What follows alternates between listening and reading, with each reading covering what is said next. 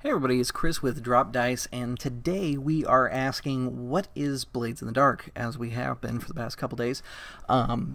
Basically, today we're going to talk about sliding home. We're going to be making a slide, which is a subtle manipulator and a spy. The slide character is kind of your social rogue, if you will, whereas the lurk was your physical rogue. This is the kind of character that would sometimes be referred to as the face. I really like social characters, so this is going to be a fun one to build. Let's just jump right into it. As always, I have jumped ahead and created a lot of the stiff as I've gone through. Originally, I went with Ashlyn Vale, but I decided to change it to Ashlyn Ulfson. And the reason for that is I went with the Skovlander background, and she is a refugee new to Duskfall. She is a noble scion of a fallen house, the Ulfson house. They are kind of your Vikings, if you will, for the setting, so I thought Ulfson would be kind of a cool, fun type name. Her alias is Ash. That's probably what most people call her. She doesn't mind being called Ashlyn or Lady Ulfson or anything like that, but most of her friends will probably call her just Ash. She is a woman who is bright and plump, wears a fitting dress near constantly, and inside my head I picture her as changing her dresses quite often. Like they're all pretty much the same kind of make, but she has lots of them in different colors. Like she's got 2, maybe 3 styles of dress, but they're all in like 18 different colors each. Like just kind of a weird fluke about her. Again, she's a Skovlan heritage refugee, noble of a scion of a fallen house, and her vice is obligation, and her obligation is to the Skovlander refugees and revolutionaries. She meets with Hutton and Char Hollow to be able to indulge in her vice, and that in and of itself is pretty much problematic, because if she gets herself in trouble with the refugees, it could come back as the gang is involved with the refugees, and mean that there's probably political issues with that. Which, maybe the gang is interested in playing that, but if they're not, that could be problematic. And if they are interested in playing that, that definitely is problematic, because the cops might be on their tail for that sort of thing. Or cops might believe that they are responsible for that sort of thing. Like, if a bank was attacked by supposedly Skovlan refugees, your gang might come under some suspicion. So, looking at the slide, we're going to talk about what your special RP thing is first, which is you address a challenge with deception or influence. So a lot of your stuff is actually going to be under the social missions, thinking about different contacts, making those connections, setting up leads to future jobs, that sort of thing. This slide actually lends itself really well to pretty much any gang, but the ones that I can think of off the top of my head is assassins for getting better clientele, hawkers for, again, better clientele, the cult maybe for finding influential people to join, the shadows maybe.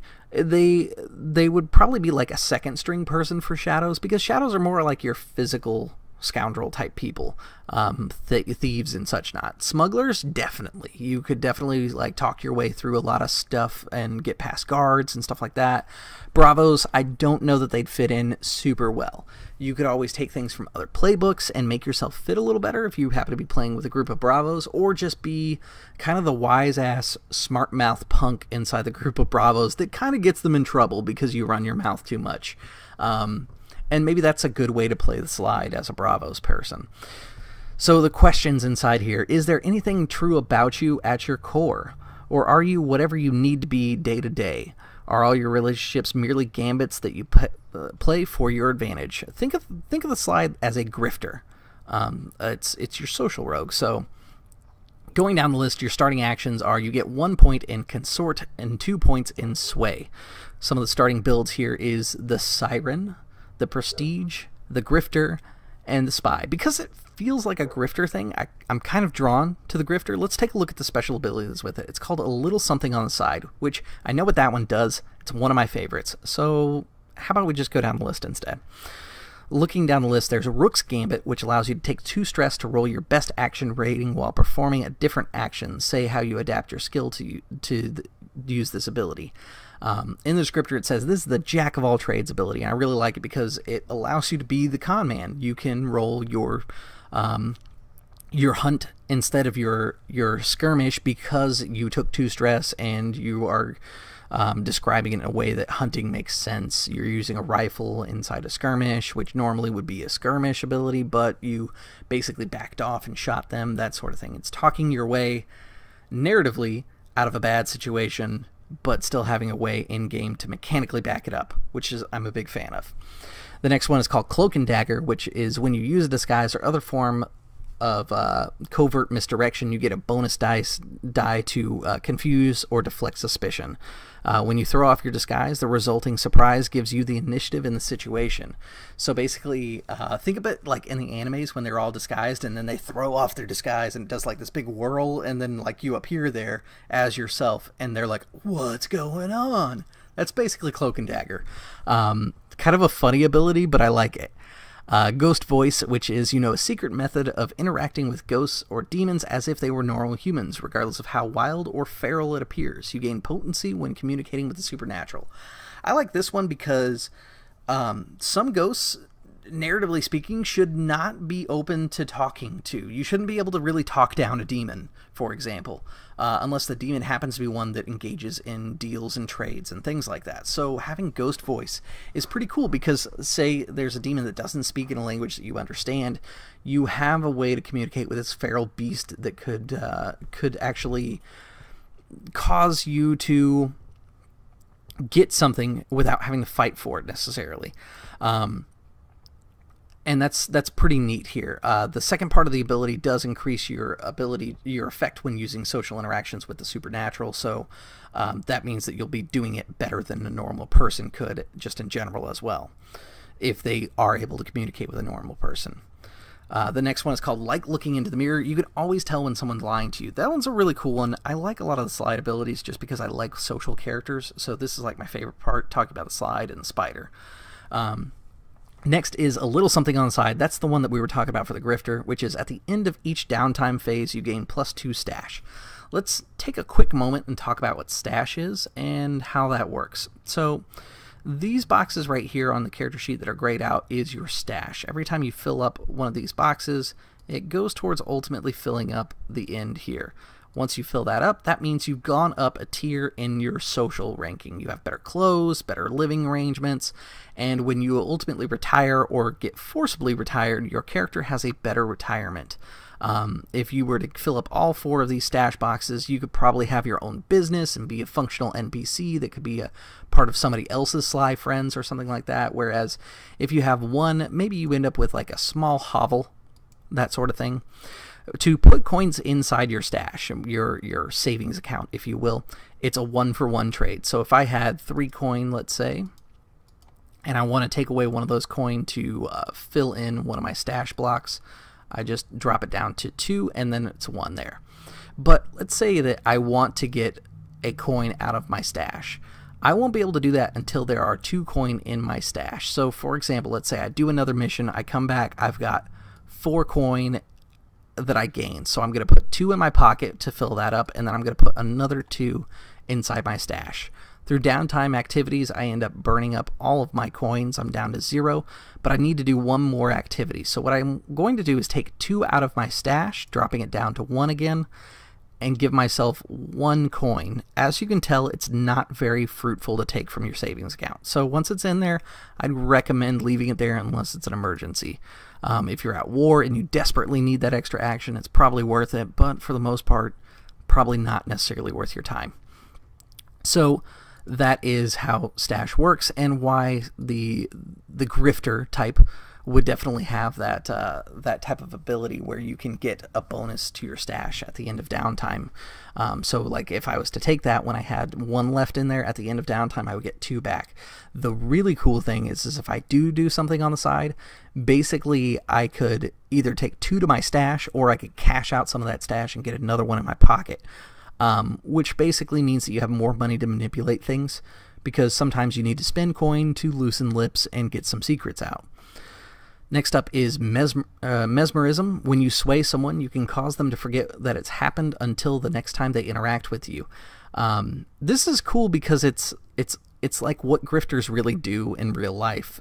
Basically, it's the ability to kind of like smooth talk your way out of the situation, them to think that like what you told them was their idea, and then when they eventually see you again, it suddenly clicks, and bam, they know what the hell you did. And the other part that I like here is it does say that when the next time you interact with the victim, they remember everything clearly, including the strange effect of this ability. So not only do they know that you did it, they know that you have something weird about you that caused them to forget, which is really cool because it makes them suspicious about you in the future, meaning more drama in the game.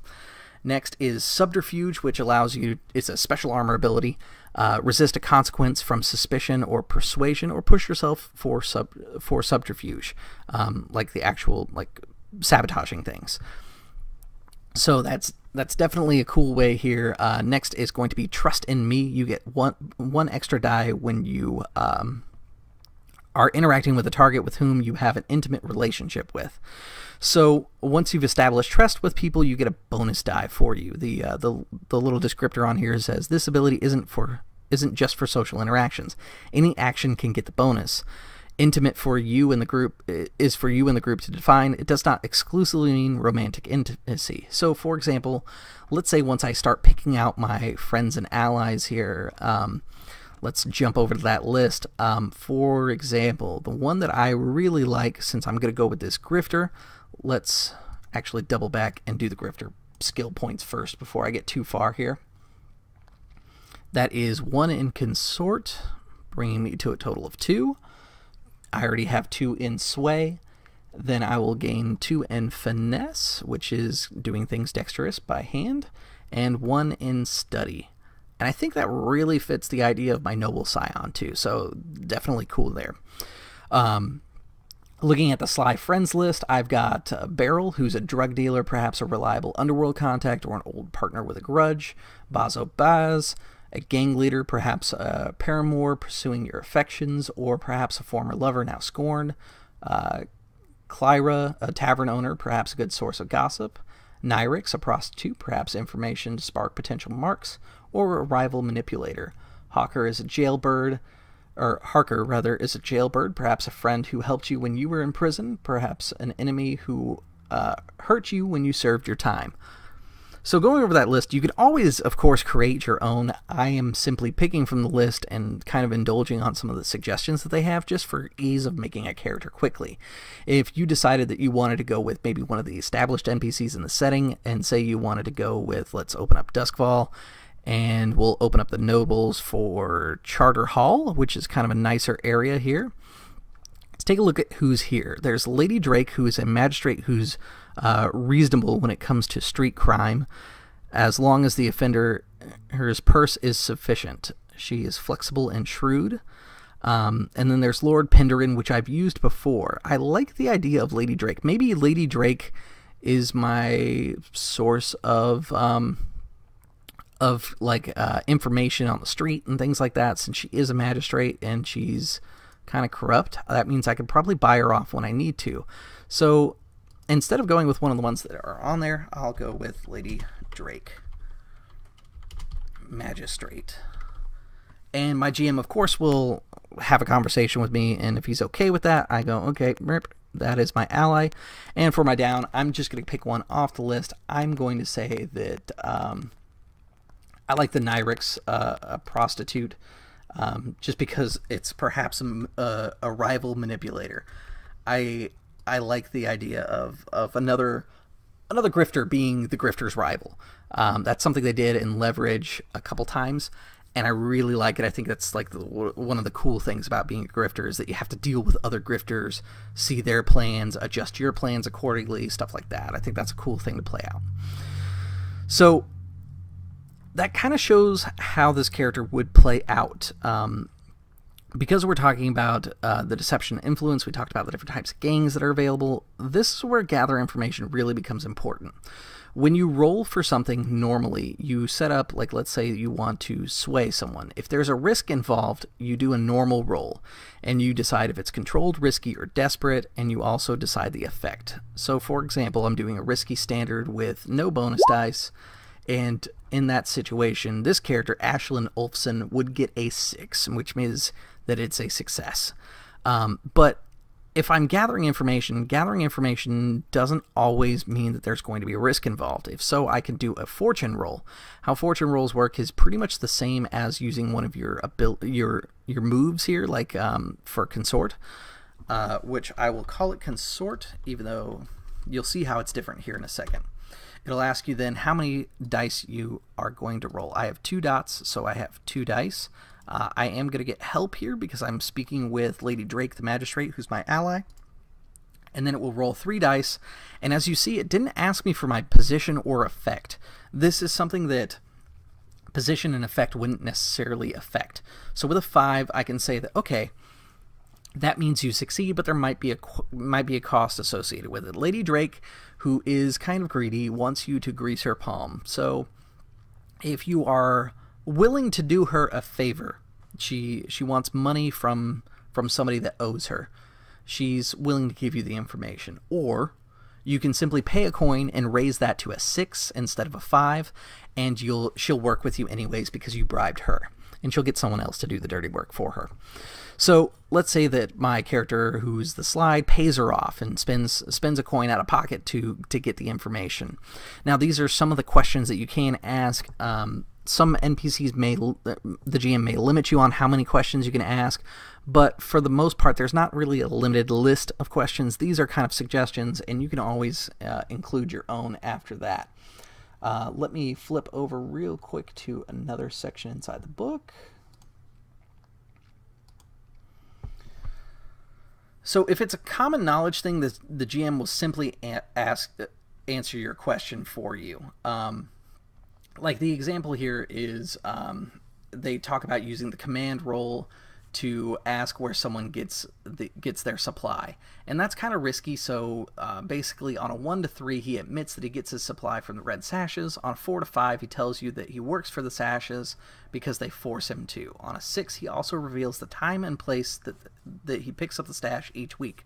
On a critical he'll even tell you a secret that he discovered: the sashes get the drugs from a diplomatic couriers from Aruvia. So that kind of gives you an idea of the breakdown of types of information that you can get. And each of those questions will have a fortune roll associated with it. So with my 6, if I was rolling to gather the information about the red sashes, I would know where the stash gets picked up each week, what time. I would know that the sashes are forcing him, and he gets a supply from them directly. But I wouldn't know about that secret unless I discovered it in-game, or I paid another coin to boost that up to a critical, which I could possibly do. Each gather information attempt does, however, take time, and the GM will ultimately decide if there's enough time available to you to be able to gather as much information as you want. Like I said before, the GM may limit you and say, hey, you only have time for about 2 questions for this guy. Pick your questions. And typically you only get 1 chance per question. So if I get a 2, let's say, on what do they intend to do, that means that I'm going to get that 1 to 3 result, and I can't re-roll it because there's not really a chance to force more questions out of him. I can't basically torture him and ask the same question because he's going to give me pretty much the same answer anyways. So if I was a GM and I was playing it that way, that's probably what I would do, because that's what most people do in a torture situation until you break them, and then they just tell you whatever you want to hear, because torture doesn't work.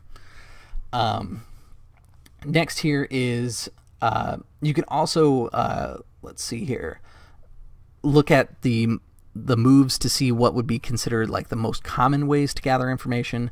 They say that surveying and studying are pretty much the most common ways. Surveying reveals a situation, whereas study is studying a target or basically papers and stuff like that. But you can sometimes use a different move that makes more sense. For example, you might have to prowl to a good hiding place to then study in a dark ritual. You could also do command if you wanted to like intimidate them and persuade them. Like if you were trying to make a hostile situation, I would say command would probably work well. Consort and sway are, again, more obvious choices. You can also do investigations, which are kind of like more complex versions of gather information. Investigations are a long-term project that you work on during downtime. And again, we'll talk about these different times with our next character, the Spider.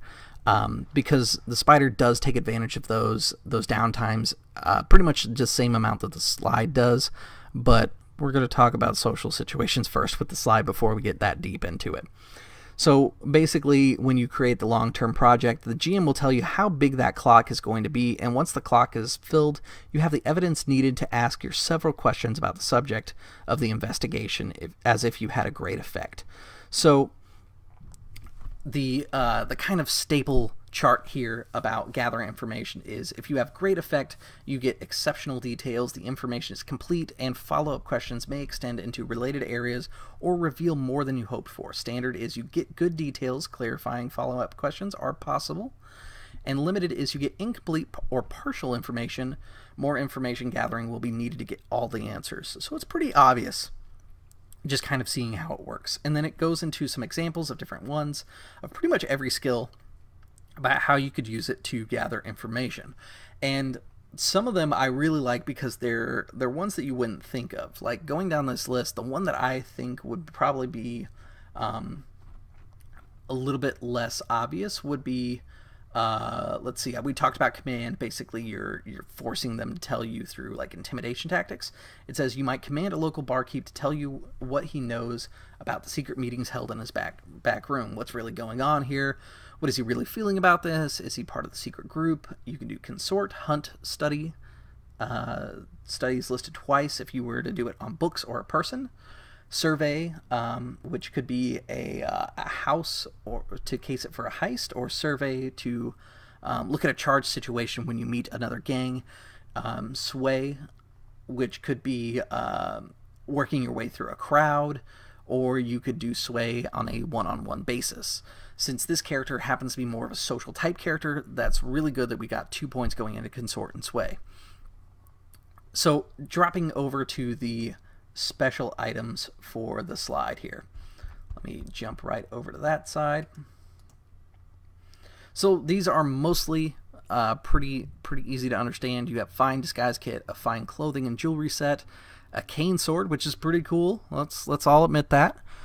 Fine loaded set of dice, trick cards, trance powder, which trance powder is a dose of a popular drug which induces an altered mental state. The victim of the powder is not fully conscious, but rather retreats into a calm, suggestible mental state, or similar to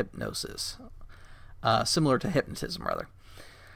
And then last is the Spirit Bane Charm, which Spirit Bane Charms are fun, and we'll talk about that when we get to the Whisper, but most of the classes have those available to them. So that is the slide in a nutshell.